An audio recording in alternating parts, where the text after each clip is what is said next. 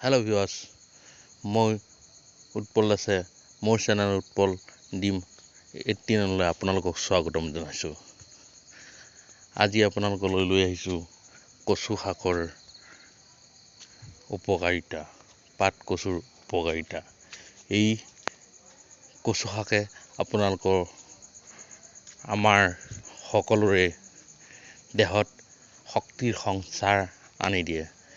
কচু শাকে দেহত যি হাড় সমূহ আছে, 206ডাল হাড় আছে, তাক মজবুত কৰাৰ এক সম্বল আনি দিয়ে।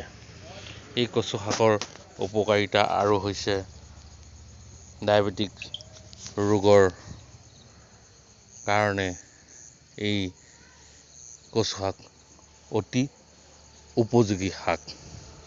এই শাক নিয়মিত ভক্ষণ কৰিলে ডায়েবেটিক ব্যক্তিয়ে দেহত শক্তিৰ সঞ্চাৰ হয় আৰু বহুতো ধৰণৰ উপকাৰী লৱণ পায়। আৰু কচু শাকে ৰক্ত বৃদ্ধি কৰে, মানে তেজৰ পৰিমাণ বৃদ্ধি কৰে। লগতে কচু শাকে বহুতো উপাদান আনি দিয়ে। কচু শাকত ভিটামিন থাকে আৰু ভিটামিনৰ অভাৱত যদি মানুহ ভুগি থাকে, সেই ভিটামিন আনি দিয়ে। নিয়মিতভাৱে কচু শাক ভক্ষণ কৰিলে মানুহৰ দেহত উন্নত পৰিমাণে শক্তিৰ সঞ্চাৰ হ'ব, ৰোগ প্ৰতিৰোধ ক্ষমতা বঢ়াব। কচু শাকত আইৰণ আছে, ভিটামিন আছে, কেলছিয়াম আদি যোগান ধৰে।